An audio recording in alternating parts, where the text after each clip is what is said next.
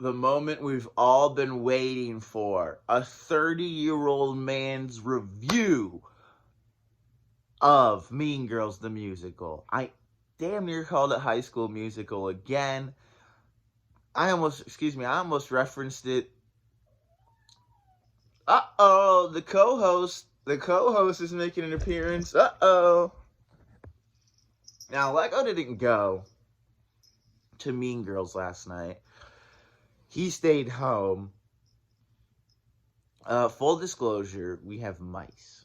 So when you have mice, the best remedy for mice is to take your 4.5-month-old kitty and just throw them at the mice, right? So last night, actually, there was a mouse. And if anyone has ever seen the television movie about the Jackson family, Michael Jackson's family, and the Jackson 5 growing up, it's long as heck. It reminds me of when they try to stick a Harry Potter movie on TNT. Like, okay, I guess you just have 6 hours to kill on TNT today. Um, but Michael Jackson had a mouse, a pet mouse. I believe his name was George. Was it? I might be making that up. I know. I'm pretty sure Jim Cornette's mouse's name was George. So maybe I'm conflating those two mice in their biographies. But we don't know too many mice on a mainstream level like that. This was a very mainstream mouse that, uh, you know, you guys can have your. What are you doing? I can't even remember. What's the name? Jonathan Lipnicki. What's his mouse's name? Stuart Little? Yeah, you guys can keep your Stuart Little. I'm all about Little Michael's mouse from the Jackson Family television movie. That's my number one movie mouse. So my cat is very playful. He's very energetic. His problem is he has herpes. Okay, so the thing about cat herpes, for those that aren't aware, is that it works like the human condition of herpes in that, well, it's not exactly curable. We won't have a cure for his little herpes. But what we will have in due time is hopefully no cat AIDS. Because eventually, what happens when cats have herpes is, I've been told, it leads almost exclusively to AIDS. So, as nervous as I am about that, I just hope that this guy has a long, healthy life. He's, like I said, he's only 4.5 months old. If you guys know what kind of breed of kitty this is, go ahead and leave a comment, because I tried looking it up, but I can't figure it out.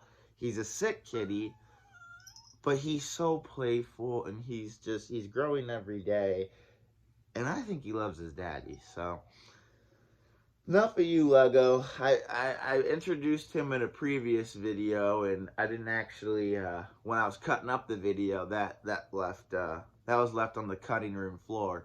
So this is finally Lego's introduction to the YouTube channel. Yay! Look at Lego! Yay! So his name is Lego. He's 4.5 months, and he's sick, but he is so loved. Ah!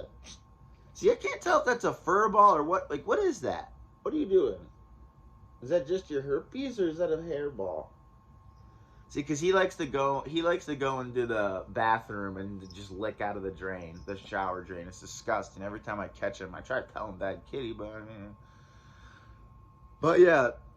So as problematic as cat herpes is, I gotta be honest. I had to literally look up the principal photography. It took place between March and April of 2022. Thank God, because the actor that plays Karen, Alvantika, is what she goes by, just her first name as a stage name now, and it's perfect. She doesn't need a second name. I mean, I'm sorry, Alvantika, you don't need girl, you don't need no second name. Everyone's gonna know this girl's name, and I'm butchering it. I tried to look it up before I recorded this video. I'm sure I'm butchering it, but Karen is a runaway star in this production. People, I thought she was doing a little too much. I thought it was almost like a characterization of the Karen character, but immediately, um, she makes the character. She gives it a life of its own. I actually think Amanda Seyfried. We all know that that was a star-making turn for her. Led to things like big.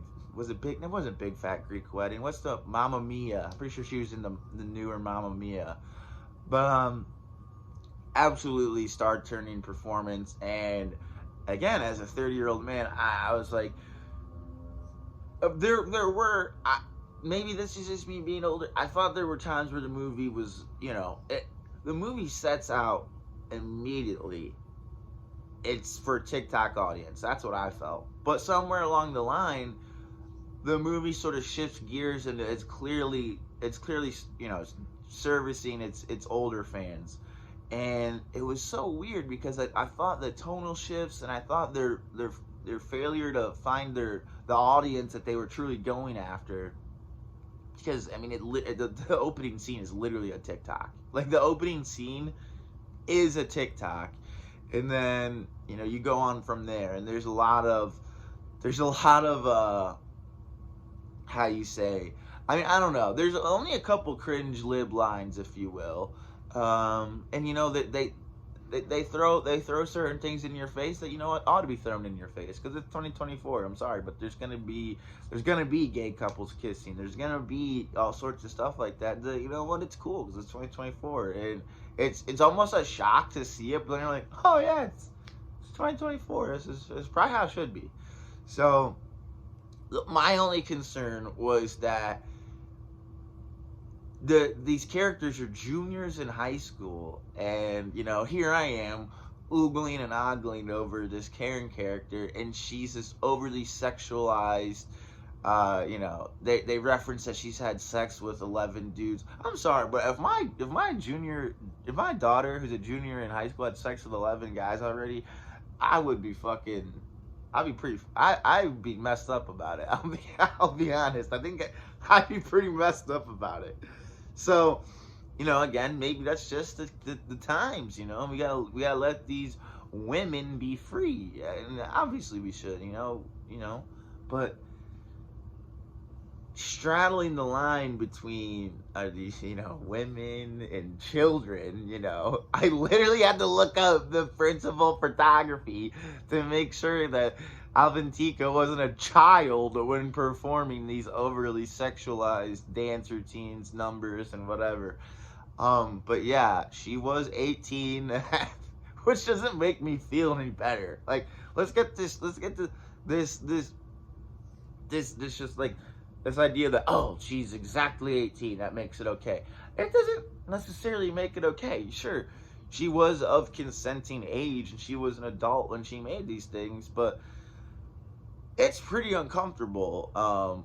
Just some of the ideas behind it. But again, maybe that's just me being an old man and not being with the times, and but overall, I would give it. Like I said, it just fails at so many.